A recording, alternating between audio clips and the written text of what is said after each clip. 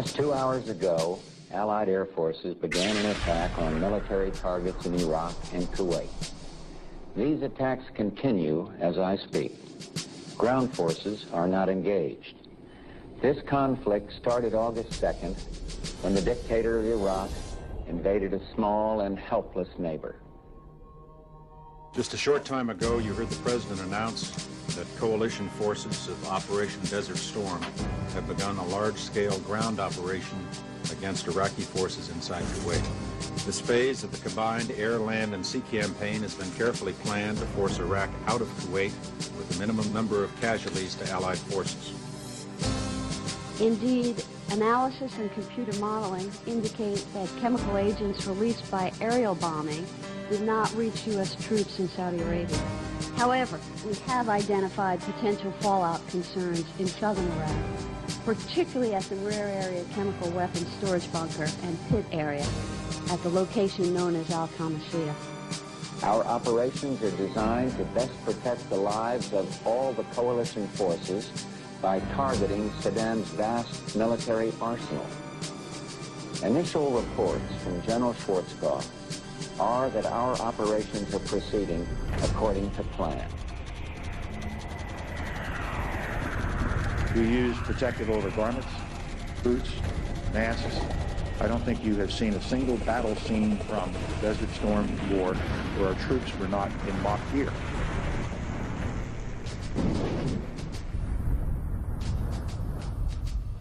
During our time over there, we started seeing individuals become ill with various symptoms ranging from rashes all over their bodies or chronic explosive diarrhea, heavy bleeding accompanied with that, excruciating headaches, the bones and the joints started aching, and there were night sweats, and things only became worse as time progressed. There's enough paperwork right now to prove there is a Gulf War illness, and there's certain medicines that control it, and that's all they're doing right now is controlling it for a few. Iraq did use chemical and biological munitions. They punched us with all these different vaccines supposedly to protect us. And the threat of biological warfare is nothing new to the military, but the Persian Gulf War placed a special... Knowing that some of these had never been tested on humans. We're all forced to roll up our sleeves and pull down our pants and get shots in the gluteus and in the tricep muscles of our arms. Before the Gulf War, I could run all day and leap tall buildings at a single bound. After the Gulf War, you couldn't walk a mile. I know for a fact I was exposed to chemical, biological, radioactive materials, experimental vaccines, experimental investigational drugs, oil well fires. I am considered a disabled veteran. I've got a 40% disability from the United States Department of Veteran Affairs for combat injuries caused by depleted uranium and other exposures.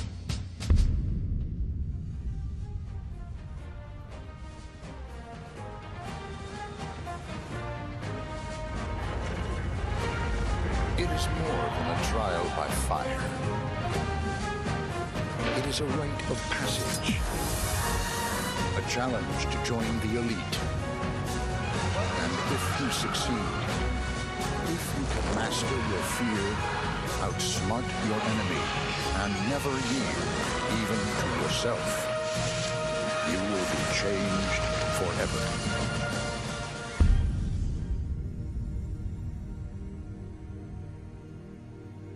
Yes, you may very well be changed forever, as thousands of our military have learned.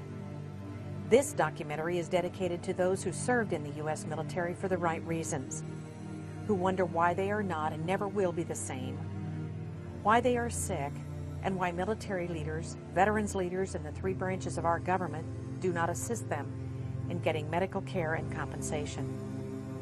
The majority of our veterans only want to know what is wrong with them, why they became ill, and how they can be made well again.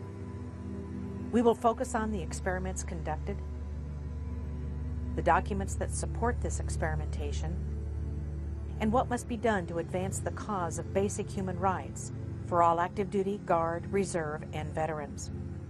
For those of you who are not familiar with military experimentation, you are about to get a lesson in history.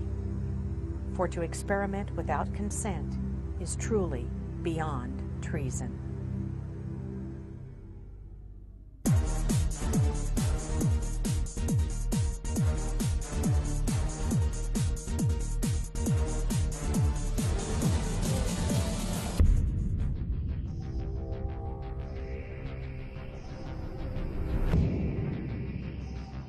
Bomb away.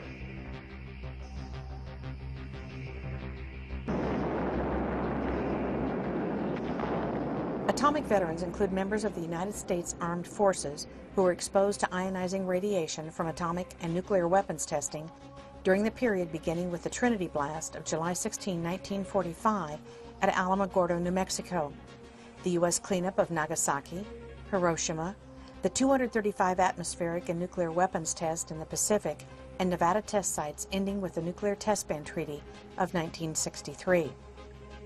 The National Association of Atomic Veterans recognizes that civilians, as well as military personnel, were exposed to harmful nuclear material radiation, and that many of these personnel have since died as a result of radiation-induced illnesses. Over 382,000 servicemen, as well as civilian personnel, took part in a variety of tests during the Cold War period, when the Atomic Energy Commission, working in conjunction with the Department of Defense, had troops participate in and witness the detonation at various Pacific and Nevada test areas. Most detonations were larger than and emitted considerably more deadly radiation than the two weapons which were employed against Japan at the end of World War II. During the test, various government agencies and departments were interested in learning about the various effects of atomic and nuclear weapons, as well as how these weapons affected the immediate performance of military personnel and equipment. Troops, ships, and various types of equipment were placed from several hundred yards to several miles from the center of each detonation. On many occasions, military personnel performed maneuvers in and around ground zeros without any protective clothing or respiratory devices. Since the end of these tests in 1963, there has been no government-sponsored medical surveillance of test participants, nor any effort to locate these individuals to warn them of potential health threats.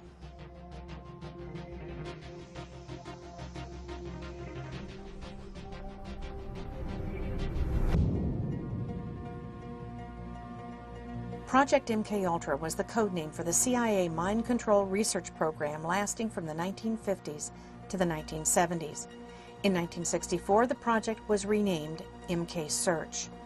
MKUltra was started on the order of CIA Director Allen Dulles in April of 1953, largely in response to alleged Soviet, Chinese, and North Korean mind control techniques on U.S. prisoners of war in Korea.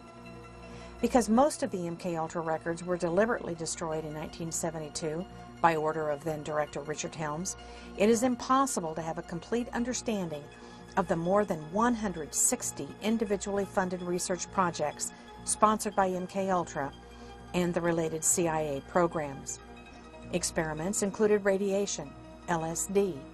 Experiments included dosing CIA employees, military personnel, other government agents, prostitutes, mental patients, and members of the general public with LSD to study their reactions, usually without the subject's knowledge.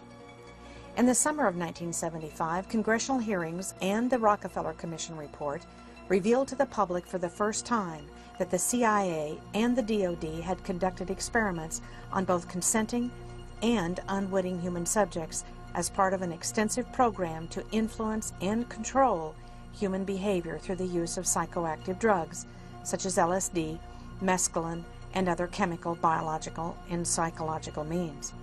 The report states that no official records were kept regarding the deaths or illnesses of experimentees.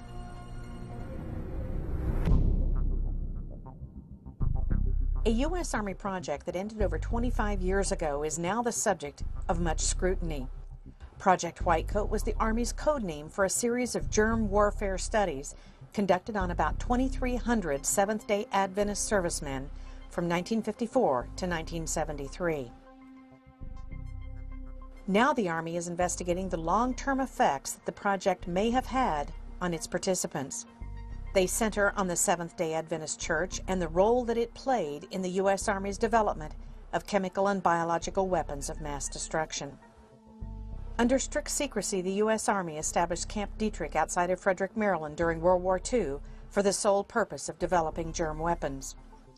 The program was controlled by the Army's Chemical Warfare Service, a branch that had worked with gas weapons that were used by the U.S. in World War I.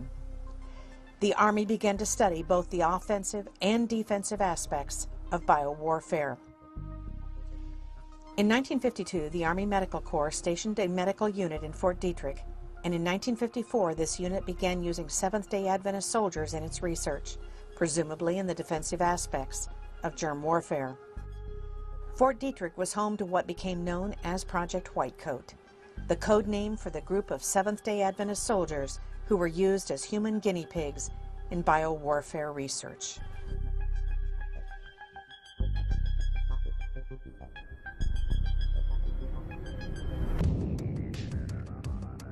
Agent Orange was the code name for an herbicide developed for the military primarily for use in tropical climates. The purpose of the product was to deny an enemy cover and concealment in dense terrain by defoliating trees and shrubbery where the enemy could hide. The product Agent Orange was a code name for the orange band that was used to mark the drums in which it was stored. The product was tested in Vietnam in the early 1960s and used at the height of the war in 1967 and 1968. Agent Orange was a 50-50 mix of two chemicals known conventionally as 2,4-D and 2,4,5-T. The combined product was mixed with kerosene or diesel fuel and dispersed by aircraft, vehicle, and hand spraying. An estimated 19 million gallons of Agent Orange was used in South Vietnam during the war, potentially affecting 2.5 million Vietnam veterans. On May 5, 1990, Admiral E.R. Zumwalt, Jr., in a classified report submitted the following: Report to the Secretary of the Department of Veterans Affairs on the association between adverse health effects and exposure to Agent Orange. In that report, he concluded that it was at least as likely as not that the exposure to Agent Orange caused numerous life-threatening, debilitating, and deforming diseases.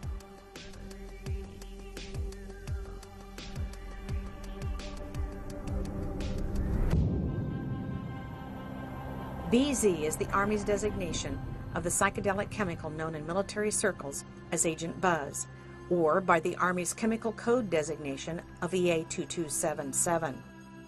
BZ was aerosolized, sprayed from aircraft, and utilized in conventional bombs. The effect of BZ was that it was psychotropic in nature. Over 362 human subjects were experimented upon at Dugway Proving Ground in Utah in 1964 under the code name of Project Dork. Most records of military experiments involving BZ are still classified and unable to be obtained even through the Freedom of Information Act. BZ was an incapacitating agent with paranormal hallucinations that lasted for not just days, but for weeks and months. You may have seen the movie Jacob's Ladder, which depicts effects from the mist sprayed over our military by our Department of Defense.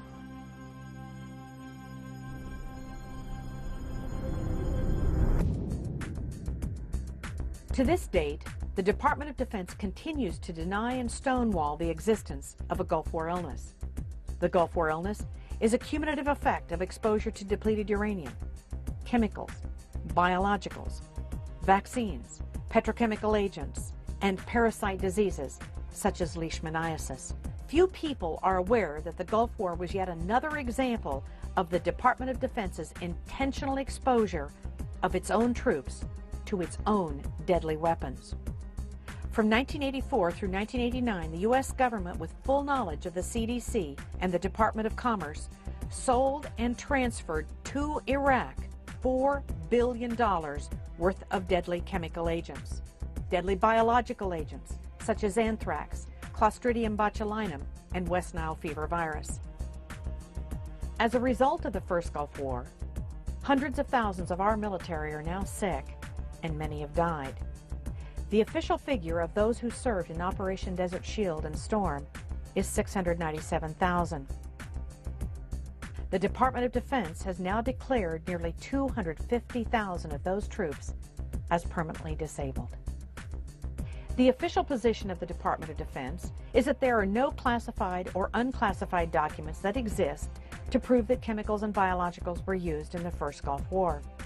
But in only a 100-hour war, when less than 150 troops died, how do we explain the morbidity and mortality rate of nearly 450,000 of our servicemen and women.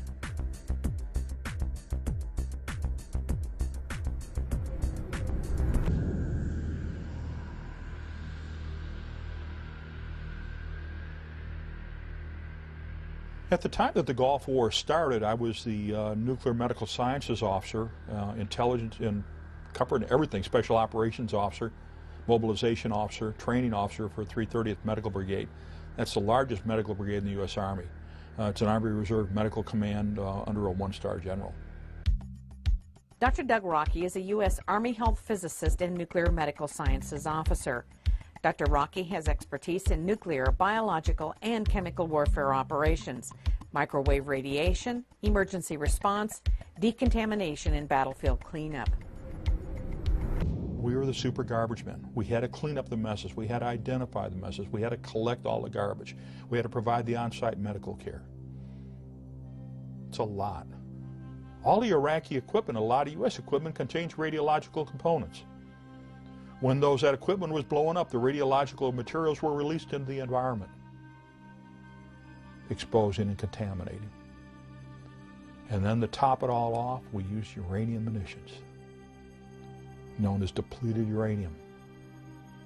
They've been used back in 1973 by the Israelis against the Egyptians, but during Gulf War I, Desert Shield and Desert Storm, we took it to a totally new level. The use of radioactive materials on the battlefield. Deliberately taken tons and tons, actually over 350 tons of solid radioactive materials, and dispersed it across Kuwait, Saudi Arabia, and Iraq. Taking our radioactive waste and throw it in somebody else's backyard.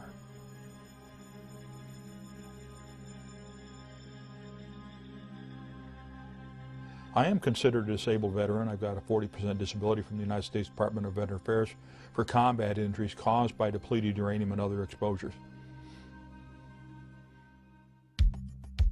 Lieutenant Colonel John Marks is an A-10 pilot attached to the 303rd Fighter Squadron stationed at Whiteman Air Force Base, Missouri. The reason it used depleted uranium is it's a very dense, heavy metal, and it's able to penetrate the most armor of any type of material used. It is a very minor amount of radioactivity, but it's not anything that, as long as it's in its bullet form, it can be stored, and it's not any type of hazardous material. Once it hits a vehicle and vaporizes, then it becomes more of a hazardous material that you have to have special handling of that type of thing. But in its normal bullet form, it's not hazardous because of the depleted uranium. It is highly effective against armor. We got direct memorandum from the Department of the Army and other Department of Defense officials specifically telling us that not only were uranium munitions a health threat, they were a serious health threat, the contamination. We got direct warnings, famed Los Alamos memorandum, that to make sure and write a report that uranium munitions can always be used because there's direct concern about the health and environmental effects. We had the warnings. We also had the responsibility to put together all the decontamination guidelines and also what's called the Combat Lifesaver Program.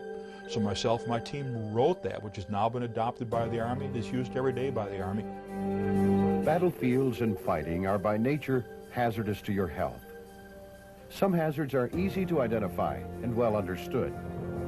Soldiers recognize the serious hazards presented by incoming artillery shells and bullets and take appropriate actions.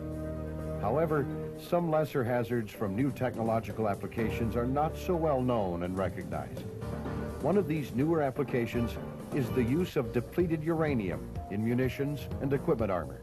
Depleted uranium is obtained from uranium ore, which is found throughout the world. In the United States, this ore is mined in New Mexico, Colorado, Wyoming, Utah, and Arizona. Uranium ore contains 3 isotopes. By weight, 99.28%, which is uranium-238, 0.71%, which is uranium-235, and 0.0058%, which is uranium-234. Of these 3 isotopes, uranium-235 and uranium-234 are used for nuclear fuel and weapons. Uranium-238 becomes depleted uranium. This is an aluminum model of one DU tank round. This round would be fired by an Abrams tank. If it was actually uranium rather than aluminum, it would be over 10 pounds of solid uranium. What happens, it moves extremely high velocity. The minute it leaves the bore of the gun, it catches fire. So this rod is a burning rod of uranium. It impacts tremendous forces, unbelievable forces, over this very small diameter. And it's like a blowtorch with tremendous forces that punches right through. Now, as this breaks through and goes into anything, it can be steel, concrete, sandbag bunkers, wood, or anything. Uranium itself is soft. So you have parts of the fragments of uranium breaks off as it enters and goes through. The uranium rod emits alpha, beta, and gamma radiation and X-ray radiation. The alpha particle is a 4.15 MeV particle. That's 4.15 million electron volts. Now, the intercellular voltage, the voltage that your cell operates biologically, is 10 electron volts. So when that cell is bombarded by an alpha particle at 4.5 million electron volts, it doesn't have a good day. We have all kinds of other problems. We have the beta particle and the gamma rays, the X-rays. Now, we've actually measured the ionizing radiation emissions from a DU rod within, say, 4 to 6 inches at over 300 millirems per hour. Now, that radiation is continuous. So you get a fragment of DU into your body that's emitting at over 300 millirems per hour. Or if you're holding the rod in your hand, it's over 300 millirems per hour. And if you got the fragment, then you got the alpha particle in there, which is an extremely hot particle, 4.15 MeV. And we're looking at what we measured over 10,000 counts per minute, 10,000 disintegrations per minute, 10,000 alpha particles per minute. In fact, in May of 2002, the U.S. Department of Veteran Affairs reported that over 160,000 troops that participated in Gulf War I, the period August of 1990 through the fall of 1991, basically October and November 1991, have been classified as disabled from anywhere from 10 to 100%. Now, my own disability didn't come about until after May of 2002. The count right now is somewhere close to 200,000. When we look at all the troops that have gone into the Persian Gulf region between August of 1990 and May of 2002, when the last formal report was written, the U.S. Department of Veteran Affairs formally acknowledges over 221,000 individuals are labeled as permanently disabled, and over 10,000 are deceased that had service connection disabilities. There's a big difference. There's a 60,000 increase in individuals that are disabled amongst those that served after the fall of 1991. That disability is only due to residual exposures and immunizations that were continued to be given, because there was no active combat. There was no active maneuvering. So what's happened? Well, what happened prior to Gulf War I is pre-deployment health physical assessments were not given. And at the completion of Gulf War I, post-deployment health physical assessments were not given, even though we specifically requested it. In my own case, when I came back to get released after completing special projects, I said I was exposed to these. We need to do these tests. And they refused to do them. I've been a staff scientist at 2 nuclear weapons laboratories, 5 years at the Lawrence Berkeley Lab, where the Manhattan Project started, and 2 years at the Lawrence Livermore Lab. Lorraine Murray is an independent scientist who specializes in radiation issues. Her degrees include BS in geology, master's degree in Near Eastern Studies, and has pursued doctoral studies in geosciences at the University of California, Davis. For the past 5 years, my research is focused on the damaging effects of low-level radiation. The history of depleted uranium goes back to a 1943 declassified memo known as the Groves Memorandum. In this memo, depleted uranium is recommended for development as a poison gas warfare weapon. According to the United Nations Human Rights Commission, which has declared depleted uranium illegal, approximately 17 countries have purchased depleted uranium weaponry from the United States government. In December of 1992, the director of the United States Army Environmental Policy Institute was ordered to figure out ways to reduce the toxicity of uranium munitions by Assistant Secretary of the Army Walker. In 1995, the director of AEPI told the Secretary of the Army, "We can't reduce the toxicity. It's not possible." The United States Army Common Task Training states very specifically, uranium contamination will make food and water unusable. And yet we use it in combat all over the place. That's why the United Nations Subcommission on Human Rights had ruled that uranium munitions were an illegal weapon, because they're indiscriminate. They can't be cleaned up, and they last for eternity. The amount of depleted uranium used in the first Gulf War in 1991 is approximately 340 tons, and this was admitted by the U.S. government.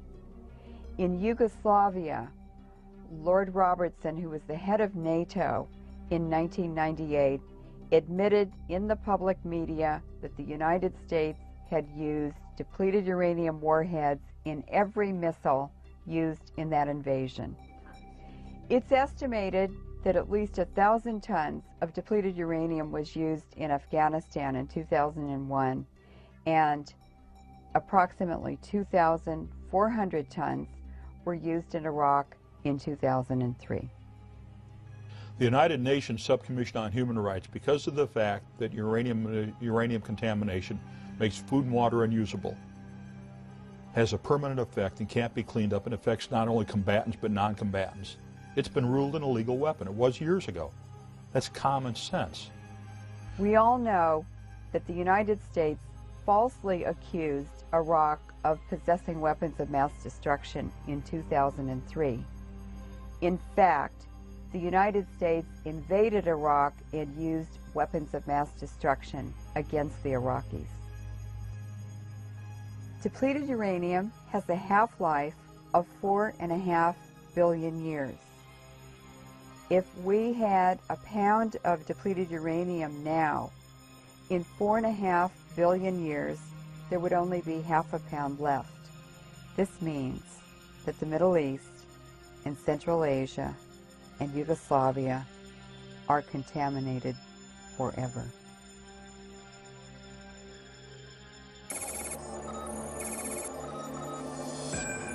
We're 1st Platoon Charlie Company, and we were part of Operation Iraqi Freedom. On the battlefield, you gotta have an officer who can think on his feet. We had that. Lieutenant Walker came to us from ROTC. It didn't matter if we were in training or in combat. He was right there with us. He had confidence and dedication. And wherever he goes, we go. I'm a military brat. My father spent 24 years in the Army. Staff Sergeant Bob Jones is a veteran of Desert Storm, a former Army Ranger now retired and disabled due to Gulf War illness. Not only is Bob ill, but his entire immediate family is affected as they all suffer from mycoplasma fermentans incognitus. During the air campaign, we targeted their chemical, biological, and nuclear facilities. And so we were exposed to chemicals, biologicals, nuclear radiation in the form of depleted uranium, and also direct enriched uranium, or EU, from those nuclear facilities that were bombed and targeted. And many of the coalition, especially guys on the front line, such as my unit and others like us, were in the area of exposure from the fallouts of the coalition bombings. And although this information became widely known as early as 1994, through testimony and release of GAO reports that showed that the meteorological data supported the fact that the downwind plume or fallout from the bombings drifted over a large number of the troops that were forward positioned.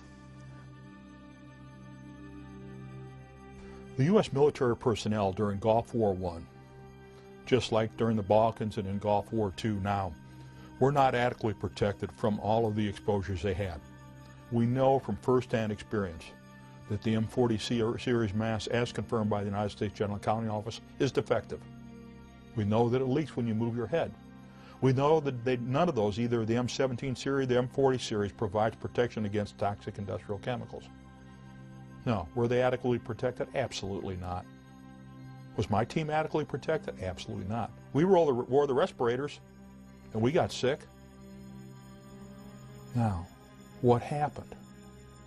What we confirmed and what we saw during Gulf War I and when I did the research as director of the Depleted Uranium Project, that DU round comes down and it breaks up. We have the spalling, then we have the fire. And we create uranium oxides of different types. Some in the ball game the size of cigarette ash and marbles on down to 0.1 micron. This has always been known. When I talked to senior Manhattan Project scientists that were experts in particle physicists, they said, hey, we knew uranium when it breaks up like this was going to be down in the 0.1, 0.2 micron range. No doubt about it. The gas mask, the respiratory protection issued to the troops, there's no way it can protect against inhalation. Well, that's what happened to myself and my team. We wore the respiratory protection during Gulf War I, inhaled it, and got sick. We wore the respiratory protection when we were doing the Depleted Uranium Project research in Nevada test site. U.S. Department of Energy approved respirators. And we could smell and taste the uranium through the filters.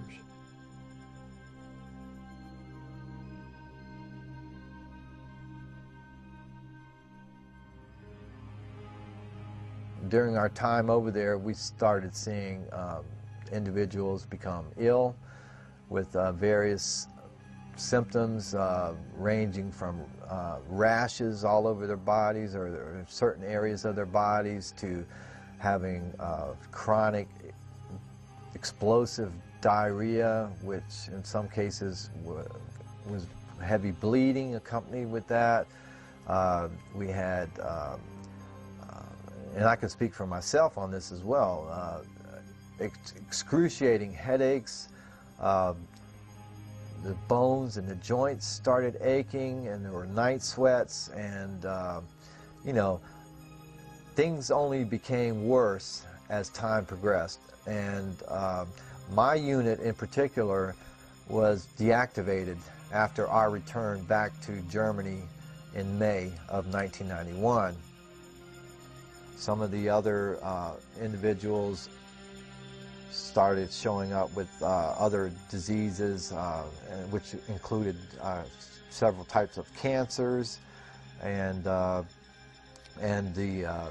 neurological problems that many of us suffer from, and degenerative joint bone disease, spine disease, and other manifestations of illnesses that were at that time still unexplained, that caused them to no longer be able to perform their duties as a soldier as they had for so many years. And some of us that conceived children after the war, and I know of at least 2 individuals where their children were born perfectly healthy according to the hospital, and within 6 months after their return, their hearts literally exploded in their chests.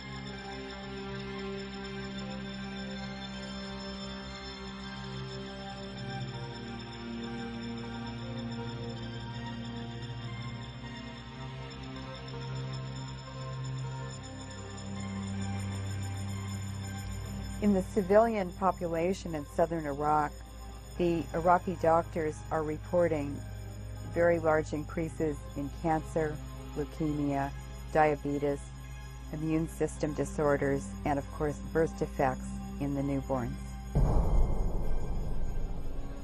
The babies are born without a brain, without eyes, without legs, or without arms.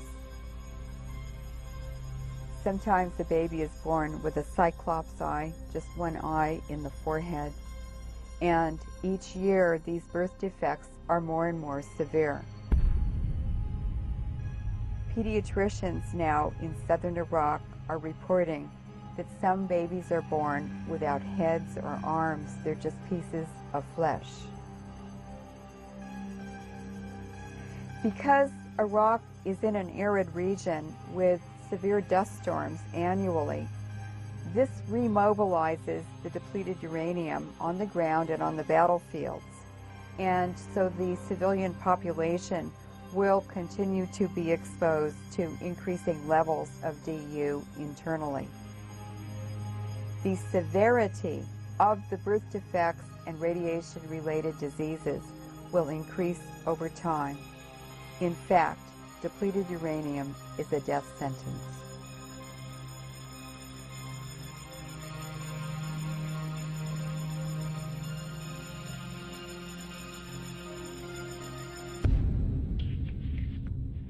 Individuals are depleted uranium casualties, whether they're civilians or combatants.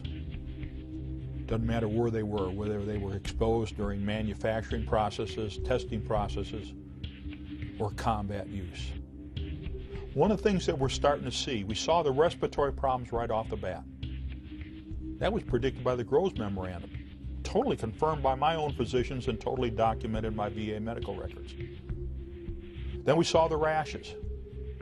Well, what we're having is we have the particulate irritation damage, we have the chemical toxicity damage, and then we have the radiological damage, which is the result of the cancers and the tumors. All of the birth defects, they absolutely confirm chromosomal aberrations from the ionizing radiation damage to the cells and the tissues. Neurological problems, rashes, cataracts, kidney problems. Your life is messed up. As said in the Groves Memorandum, it's going to cause all these health problems, and there is no medical care and treatment. You can't reverse radiation exposure damage to the body.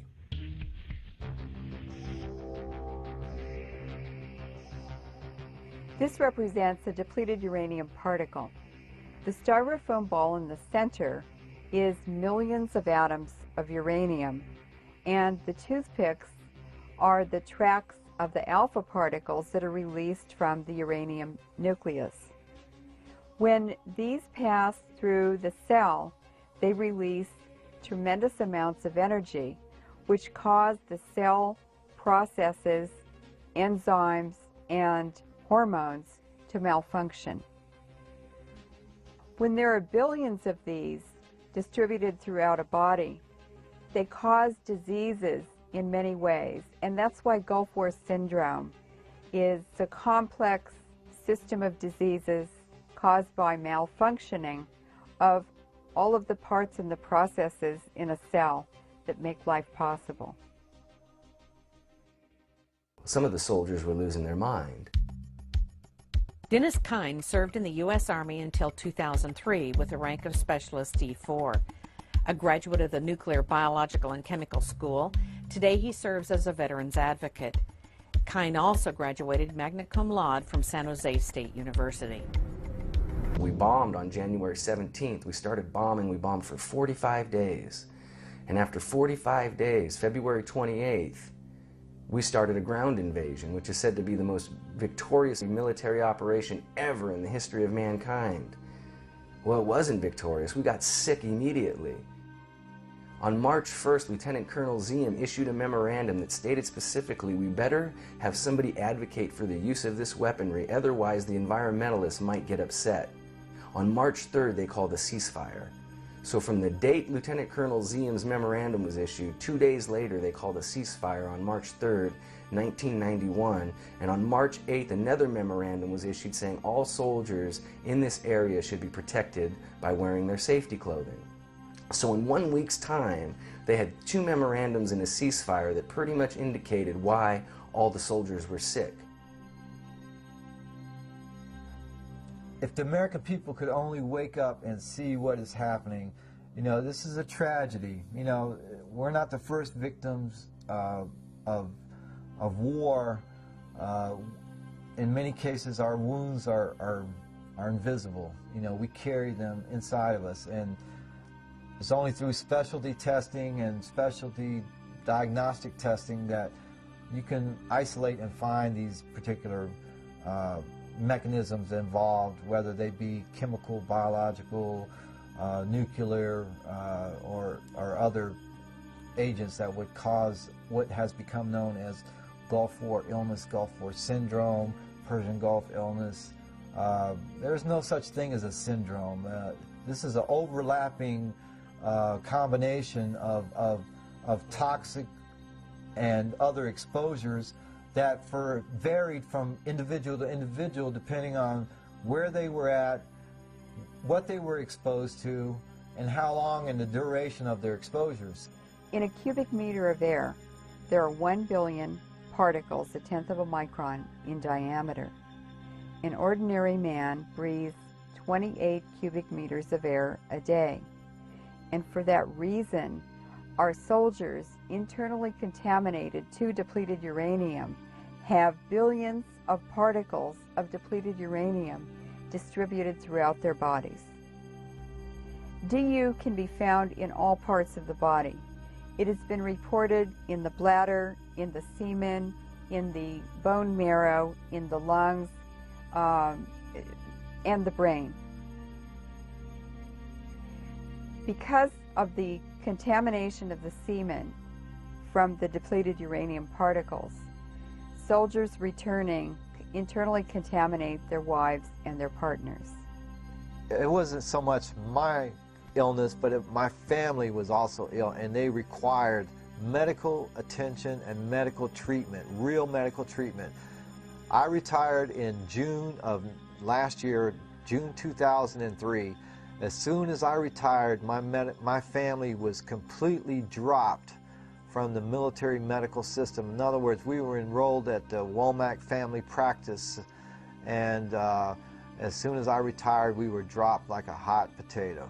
And although I begged and pleaded, they would not let my family re-enroll back into the Womack Family Practice. So in essence, my wife was completely cut off from all the medications and all the treatment that she had received for the past 7 years that dealt extensively, because she was also a victim of these exposures that I brought home from the Gulf War, from my equipment and from my personal exposure, as I alluded to earlier, from bodily contact, and that to me is the greatest travesty.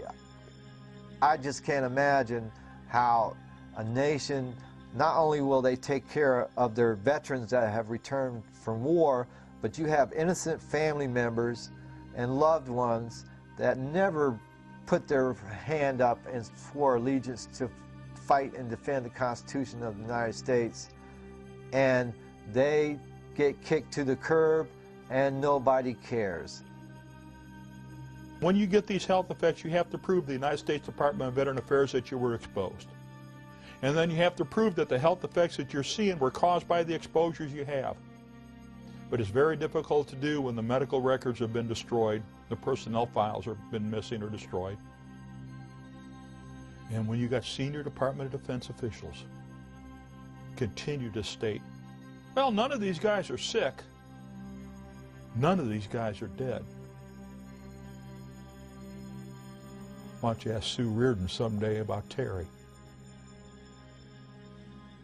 Why don't you ask Sue Sitten someday about John? Or Frank Zuley? Or Mr. Kiefer. Ask his granddaughter why she'll never enjoy her grandfather.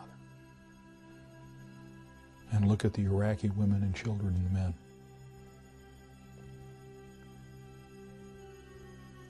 Ask the question yourself. Is winning a battle but contaminate air, water, soil, and food worth the life of your son and daughter? Is it worth the life of the child? Not just those that are alive, but those that are going to be exposed because the contamination remains there for eternity. It's real simple. I was tasked to clean up the uranium munitions by name, by order, during Gulf War I. I was assigned as the Depleted Uranium Project Director. I did the research. I prepared the programs. I wrote the regulations for management. I wrote the procedures for management. And I got sick because I served my nation. And I was discarded. I was abandoned.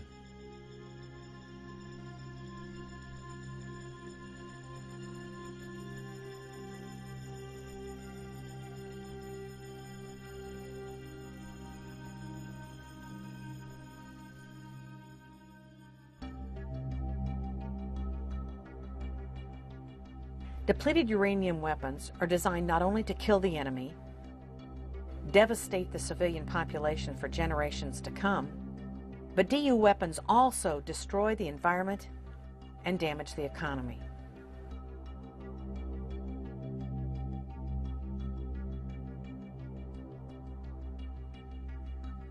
In 1996, the United Nations passed a resolution that made DU illegal under international law. In order to protect themselves and continue the illegal usage of depleted uranium, the United States government has co-opted the International Criminal Court, thus protecting certain individuals from war crimes charges. Unbeknownst to most U.S. citizens and unreported in the U.S. media was the International Criminal Tribunal for Afghanistan held at Tokyo, Japan, December 15th of 2002. Those meetings lasted for over a year.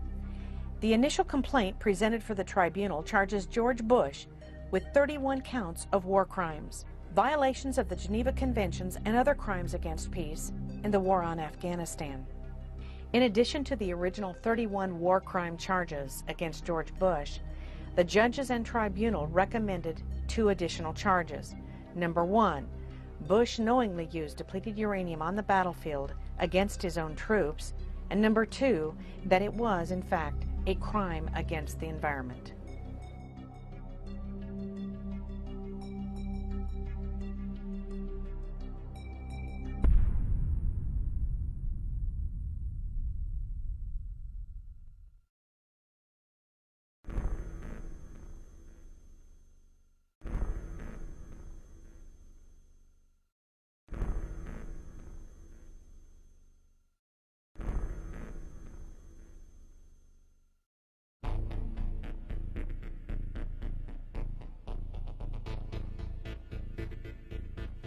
The United States Army, USAMR at Fort Detrick, Maryland, sold and provided the chemical and biological munitions and anthrax spores to Iraq.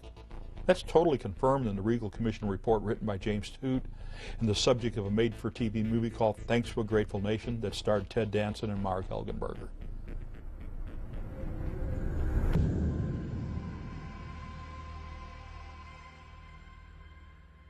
The United States has a long-standing involvement in the sale of weapons to third world countries.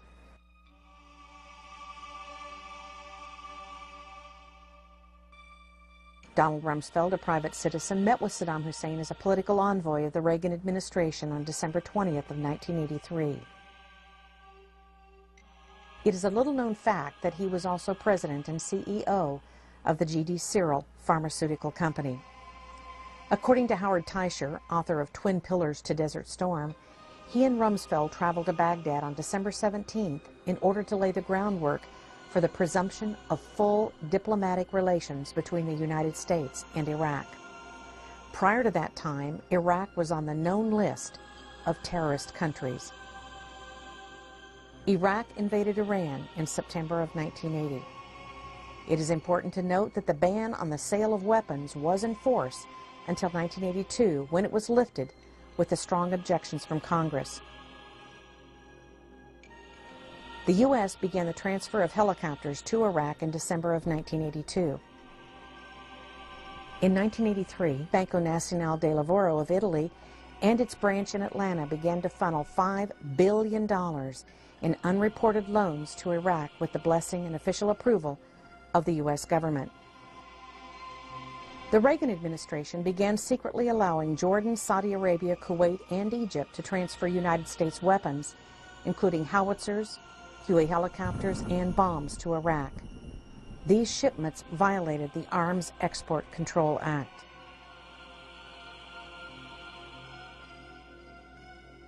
From 1985 through 1989, the Department of Commerce licensed 70 biological exports to Iraq, including approximately 21 batches of lethal strains of anthrax, shipments of weapons-grade Clostridium botulinum, and West Nile fever virus. In April of 1988, the Department of Commerce approved the shipment of chemicals used in the manufacture of mustard gas. The U.S., with the approval of the CDC and the Department of Commerce, armed Iraq illegally from 1985 through 1989.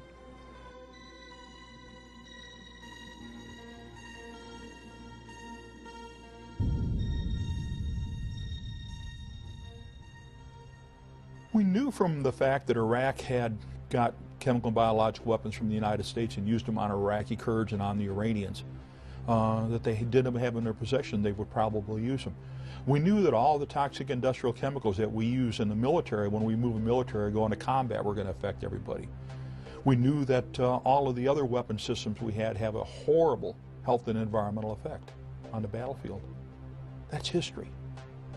And with all the background all of us had, both within the military and within academia, it was very easy for us to understand and predict what was going to happen.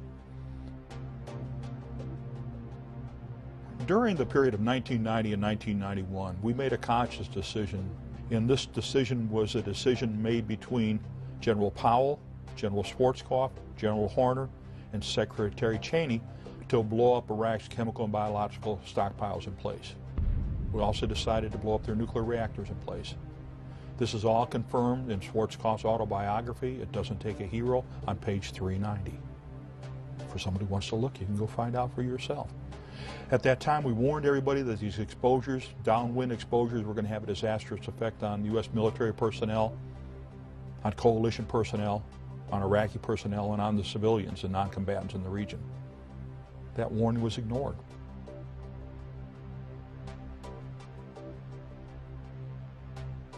The average military person had no knowledge that the United States was secretly and illegally continuing to sell weapons of mass destruction to Iraq just prior to Operation Desert Shield and Desert Storm. It is important to note that these biological materials were not attenuated or weakened and were capable of reproduction, thus illustrating these biological agents were not for research, but for the purpose of weaponization. Not even the military medical personnel tasked with treating the wounded on the battlefield had any training regarding a biological or chemical casualty. According to Senate Report 103-900, by the time of the invasion of Kuwait, Iraq had developed biological weapons. The Regal Report states that Iraq's biological warfare program was the most advanced in the Arab world. There is substantial evidence to suggest that the Iraqi military used the Soviet doctrine of multiple chemicals and multiple biologicals against our troops. This serves to confuse the diagnostic and treatment process and would account for the wide variety of symptoms displayed by Gulf War veterans. Most of the guys that I served with are either severely disabled or dead due to the fact of their exposure to the different elements that were involved. Michael is a veteran of Desert Storm and served in the area of special operations. Because of fear of reprisal by the Department of Defense or loss of his veterans' benefits, he has requested that we alter his voice and image. One memory that sticks very clearly in my mind is the chemical alarms. At least once a day, we'd have a chemical alarm go off. And after a while, we learned to pay attention to them because we were told it was a malfunction. They would try and tell us that either it had blown paint on it, some fumes from something that had been painted nearby had been blown on it, and that set it off, and so on and so forth. And it makes me wonder. They claim that no chemical weapons were used, but I have every reason to believe that now, in retrospect, it's so sad. It's so sad that you trust them so much that when the chemical alarm goes off, and most normal human beings would go, well, I don't care what you say, that chemical alarm goes off, I'm going to take precautions. But you are so indoctrinated in the fact that, oh, well, we're here to look out for you, we're going to take care of you, that when the chemical alarms go off, you just sit there and continue eating or reading or whatever it was you were doing. On a number of occasions, chemical alarms went off, and we were ordered not to basically respond to them or report them or write down statistics or even study the environment we were in, which is normally what an NBC person would do. Once an alarm goes off, you start putting, testing things around to see if there's anything happening. At the first call of an alarm, we would be told a number of different things, like it was the gasoline setting it off, or it was the oil well fires burning that was setting it off, or it could have been anything other than an actual chemical or biological agent. Surely wasn't. Don't worry about it, soldier. You'll be okay. We had alarms going off, chemical alarms, and there were several occasions where we had to go into full mop gear in the middle of the night, or especially in the middle of the night. It's unbelievable that we had all this equipment that had been calibrated and sent over there prior to the war, and we had set out monitors in the perimeter and in the area to detect any kind of chemical activity. However, what is of significant and monumental importance is the fact that we had no biological detection capabilities over there whatsoever. And this all relates back to the fact that we destroyed their chemical biological sites and also the bunker complexes, not to mention the big one in Camisea, which is the only one that got any kind of real attention due to the fact that an individual or several individuals happened to film the contents of that bunker complex. The order was given to blow the place up rather than the normal procedures when you find a place like that magnitude holding the contents that it did. There were other means of disposal. The area was secured, and what surprises me is the fact that we received no warning. No one was instructed to get into any kind of mop gear or any type of chemical protective posture, although it's questionable whether it would have helped anyway. Well, we were issued, MOP suit, military occupational protective posture is what MOP stands for. MOP suits, we were issued them, but they were useless to us after the first 3 days after we opened the package. So you get in country, they issue you a brand new suit, it's got a charcoal filter in it, but the minute that package has been opened and that suit has been liberated, that suit is useless. You can't keep putting it on and taking it off. The Department of Defense has long touted that American troops are the best prepared, trained, and equipped in the world. Unfortunately, the equipment that was meant to save their lives may very well have cost them their health in Desert Shield and Storm. Information has now been obtained that proves that the chemical suits sold to the Department of Defense during 1989 were in fact useless. Isratex, A company from Raynell, West Virginia sold nearly 800,000 defective suits that later proved to be full of tears, holes, and poor stitching. One hole can mean the life or death of a soldier during a chemical exposure. The company subsequently filed for bankruptcy, and its owners have never faced accountability for their actions.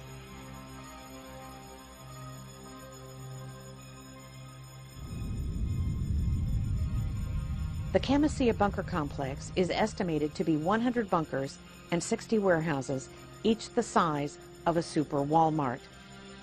The destruction of Camisea was not even discussed until June of 1996, when it was addressed by Senator Specter at the Senate Armed Forces hearing.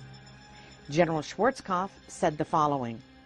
As I stated, the first time I ever heard of Camisea was in 1996 when it was first announced by the Department of Defense, and nobody was more surprised than I was. A little later in his testimony, General Schwarzkopf apparently contradicted himself when he said the following.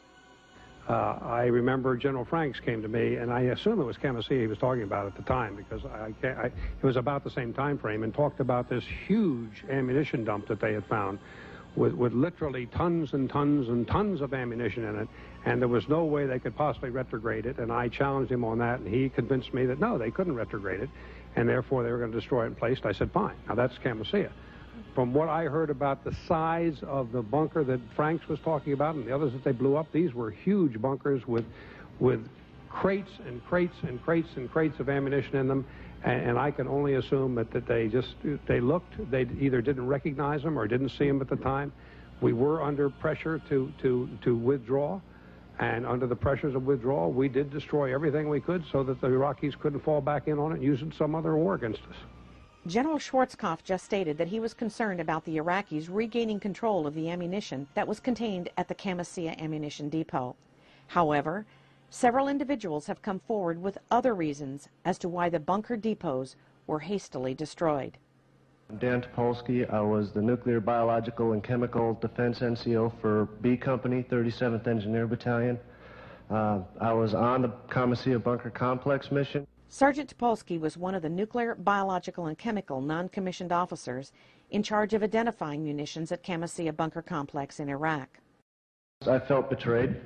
I felt like we had been sold out for dollars when I saw what I saw inside those bunkers. Even though I had 40-some years in military service, if you were to bring in a bunch of ammunition and pile it up in front of me, and one of them was a 122-millimeter rocket with chemicals in it, I would not be able to tell you that that had chemicals in it, particularly if it was an Iraqi rocket with Arabic writing on it or something of the sort. We identify ours when we had them in a very specific way by color coding. I don't have the slightest idea what the Arabs did. General Schwarzkopf stated that we identified our weapons by color coding. According to Sergeant Topolsky, the colored bands identified biological and chemical munitions inside the Camisea Bunker Complex. According to Sergeant Topolsky, the yellow or purple bands indicate chemical munitions. The green bands represent biological munitions. General Schwarzkopf also said he could not identify munitions, especially if they had Iraqi markings on them. You will also note these munitions were plainly marked in English and indicated these munitions were supplied by countries like Jordan, England, Russia, as well as the United States of America. According to the 1972 Geneva Convention, weapons of mass destruction are illegal.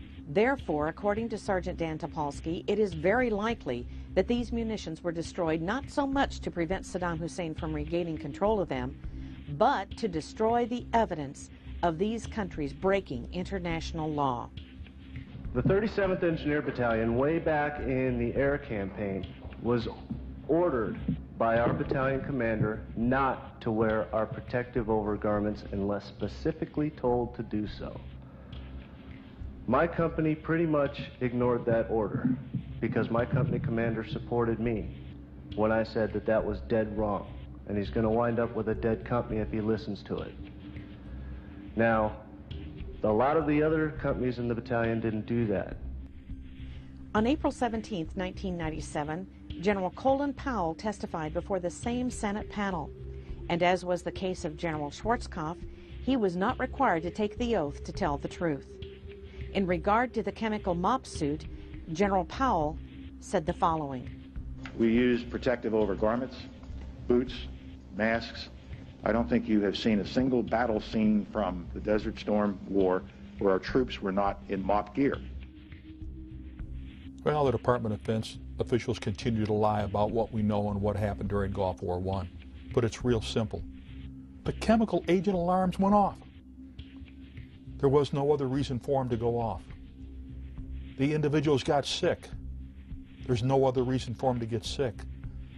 And medical tests, my own medical tests, confirm, absolutely confirm, the sarin and cyclosarin exposures, for which I had been notified directly by the Deputy Secretary of Defense by name in a personal letter that, hey Doug, you got exposed to sarin and cyclosarin because you were downwind from Comasea. But Comasea was only one of over 100 sites that we deliberately blew up after the completion of the ground war from March through the fall of 1991.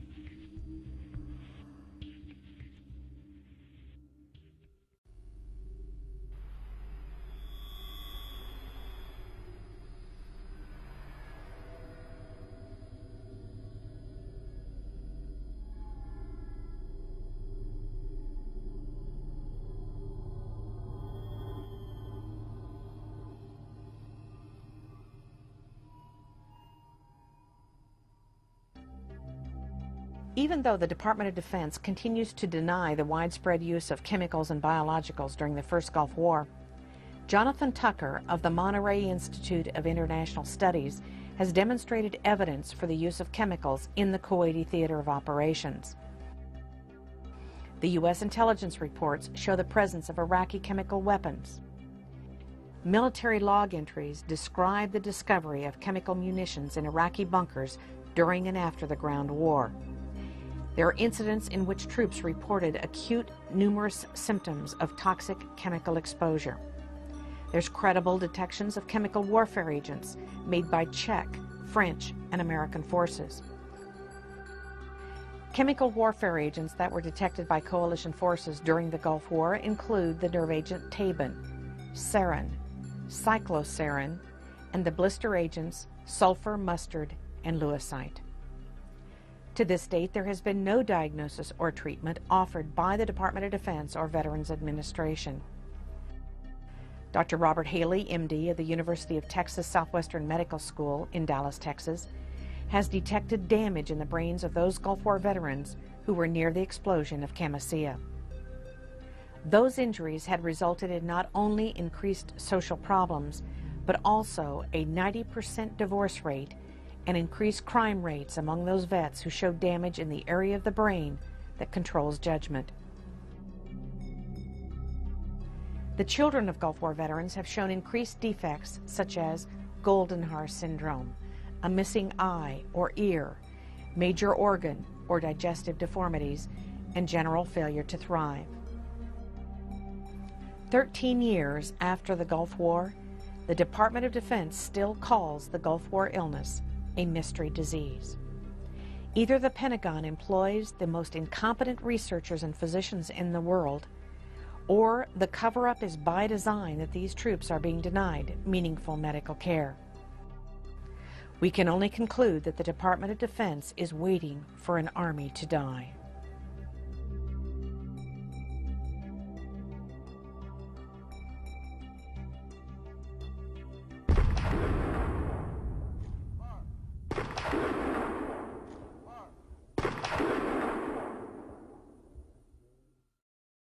The threat of biological warfare is nothing new to the military, but the Persian Gulf War placed a special emphasis on it. This renewed emphasis caused the Defense Department to look at how it was protecting men and women in uniform from this battlefield threat, this unseen enemy. Staff Sergeant Noah Berg looks at one of those enemies and what is being done to fight it. The Defense Department says it can be a big threat on the modern battlefield. Anthrax, most commonly associated with livestock. And the type that worries those military leaders most is the type that is inhaled. Sometimes people refer to as very early stages as something like a common cold. But then the person goes downhill very quickly. Because of the potential anthrax threat, last year the Defense Department ordered vaccinations. And one of the first in line was Chief Master Sergeant of the Air Force, Eric Benkin. Despite isolated protests, the vast majority of medical experts endorse the vaccine's use. And despite charges that the so-called Gulf War syndrome and anthrax are connected, Huxell says that's just not true. The Defense Department continues to stress the safety of the anthrax vaccine, and all troops headed for the Persian Gulf receive the inoculation series.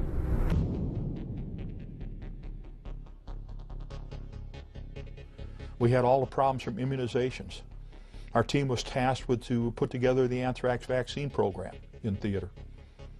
But we were also ordered, do not record lots, batches, doses, who got them, what their reactions were, when they got them, or how many they got. Direct orders. There's enough paperwork right now to prove there is a Gulf War illness, and there's certain medicines that control it, and that's all they're doing right now is controlling it for a few. Staff Sergeant Mark Zeller was a member of Special Operations in the 18th Airborne Corps. He served in the Iraq-Iran War, Desert Shield, and Desert Storm campaigns. And we're all forced to roll up our sleeves and pull down our pants and get shots in the gluteus and in the tricep muscles of our arms. We all started getting sick, but we didn't think nothing of it because our flight surgeon was telling us that it's hygiene that's getting us. We're all not taking baths every day. It's like maybe once a week or once every 3 days. And that hygiene was supposedly getting the best of us, so we didn't think anything of it after that. They punched us with all these different vaccines, you know, supposedly to protect us, and knowing that, you know, some of these had never been tested on humans. My neck bones are degenerating. My lower back's degenerating. No one knows why. They want to go in there and scrape it and biopsy it, and I'm like, I don't want to be in a wheelchair afterwards. It's pretty damaging to a guy that used to be in special operations and jumped out of airplanes for a living. So.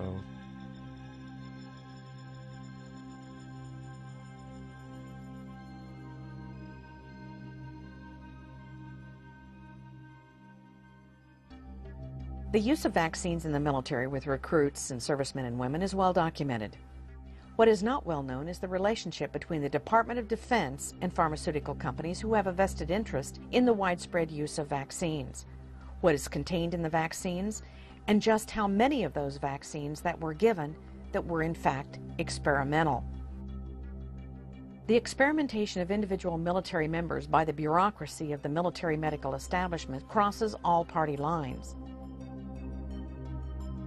Military experimental use of vaccines have been conducted during the past 50 years.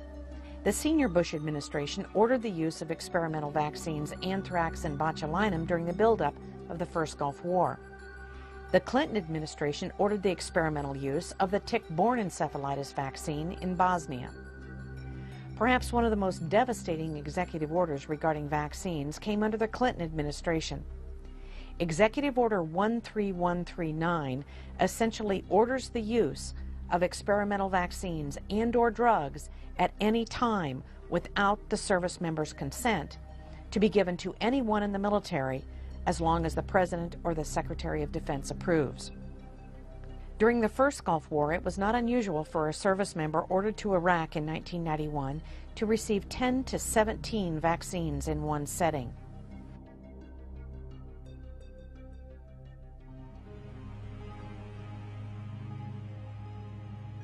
Thousands of U.S. and coalition military personnel who served in the Persian Gulf War are now seriously incapacitated from unknown causes. One common thread for all military personnel were the vaccines. Many of those who did not deploy became ill also. Unfortunately, the U.S. military medical establishment has continued to conduct on an ongoing basis operations such as Project Badger and that has been referred to as a Manhattan-like project that involved the Tri-Service Vaccine Task Force.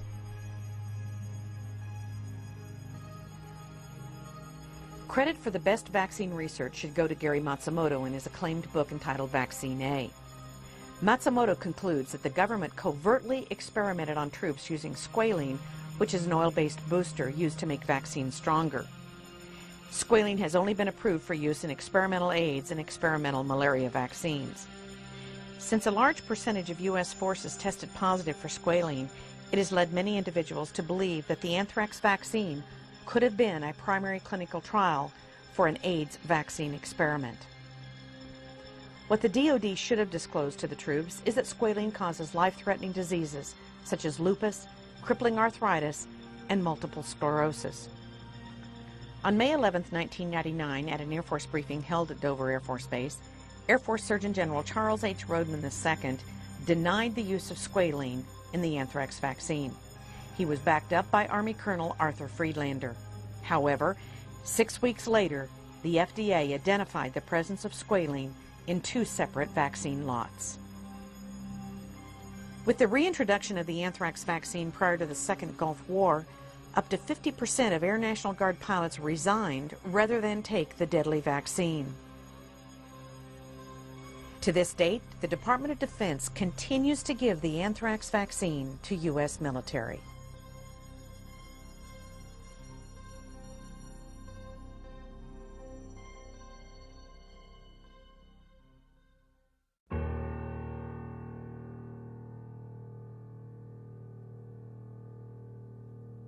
The minute you walk into a recruiter's office, the first thing they say is, "Young man, if you do this, you'll be taken care of forever." And in modern day, the 21st century soldier, it includes women. So men and women are promised health care should they become sick from the battlefield. And the fact of the matter is that since Operation Desert Storm concluded, 10 to 11,000 soldiers are dead. 250,000 of us get a check from the Veterans Administration for undiagnosed illnesses, and double that amount have actually gone to the Veterans Administration and entered into study groups known as ionizing radiation study groups and Gulf War depleted uranium study groups. And that's just being used as a guinea pig. So we were abused by the Department of Defense. We got sent to a contaminated battlefield. We came home, we're being studied by the Veterans Administration, and every time we turn around and look for some help, somebody calls us a post-traumatic stress disorder. And that's not appropriate. We're not stressed out, we're sick. We've been contaminated. I do what I do every day because the system hurt me. Phyllis, you're on the air with Dennis Kine. Go ahead, please. I just want to take time, Dennis, to thank you so much and be able to say this personally to you. And I want to urge the folks to order your book. And I can't go at the pace that I used to, and I'm so thankful for someone like you to help some of us old-timers. It hurt me as a soldier and it hurt me as a veteran. And I don't want to see anybody else get hurt. I don't do this because I need to inflict any pain on anybody. I do this because young men and women enter voluntarily into a system to go serve their country, serve their friends, serve their family, and serve their fellow Americans, and they get duped by the recruiter from the very beginning when they're told, if you get injured or become sick, we will take care of you. And for 14 years, I've been a prime example. My family members, my brothers, are prime examples of people who never got cared for. There's legislation in Congress right now to implement another draft. Every parent needs to decide if they're willing to send their child to be part of a military medical establishment experimentation process, because that's exactly what is going to take place.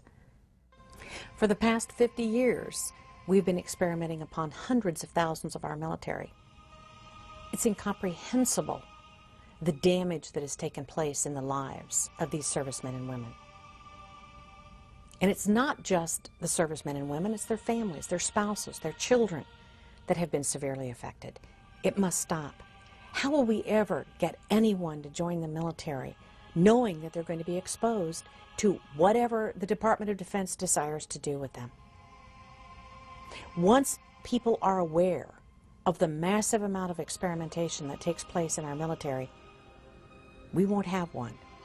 We won't have a group of people that will serve. And for obvious reasons. Because of the Ferris Doctrine, which has blocked any kind of compensation, assistance, or really any accountability from the Department of Defense or the military, our troops are living in some kind of slippery slope. They have no rights. With Executive Order 13139, they can be experimented upon without their consent, anytime, any place. When will it stop? How will it stop? And what must we do? One of the, I think, problems with American law is that there is a number of ways that municipalities, states, and the federal government will often immunize themselves from what would normally be seen as tort actions. In the United States, we have something called the Ferris Doctrine, which essentially articulates a rule of sovereign immunity that says the federal government is not liable for anything that happens to you while you are in military service. The doctrine originates from the year 1950, and the court at that time heard the case of a military serviceman who was killed in a barracks fire, and ultimately decided that it was good public policy not to allow these lawsuits. This really is the ultimate in hypocrisy. You see the heroic search and rescue missions where the government is very publicly going in and rescuing prisoners of war in combat, and the message there, or the propaganda if you will, is that we care about you, the soldier. The reality is very different. The reality is that they are shielding themselves behind an outdated legislation and using the soldiers essentially as pawns in a chess game. The Ferris case was literally about a serviceman who was injured in a barracks fire in New York State. That's a very different kind of case than the subsequent cases that have been brought to the Supreme Court. A case like Depleted Uranium or Agent Orange or something like the Tuskegee experiment. This is about the government knowingly allowing you to be injured. Some would argue intentionally allowing it to happen, certainly behaving through gross negligence to allow you to suffer injury to yourself. And the courts have consistently, for the last 5 decades, upheld this as a legal doctrine that is alive and well in this country. Now, recently, in the late 1980s, ironically, one of the most conservative justices, Justice Scalia, has indicated in a decision where he was joined by 3 other justices that the Ferris Doctrine was wrongly decided. And so there's some hope that the court is starting to see that a doctrine that began over the principle of negligence ought not be applied when you get into really criminal knowledge. BeyondTreason.com will be a focal point, an area where people can go to find out what can be done, what needs to be done, and how to help. We must all join together to say, enough is enough. You see, if they experiment upon the military, the citizens are next. We can no longer play the role of esprit de corps in the military, of patriotism, of blind patriotism. We must accept the fact that it is our fault that we have allowed this to take place in this country. We call ourselves Americans, and this is freedom, and yet our sons and daughters are dying. Those that are responsible for these acts should spend the rest of their natural lives in prison for what they have done. There is no question, from the presidents on down for the past 50 years, those that have been in charge of these experiments, there is no question that this is truly beyond treason.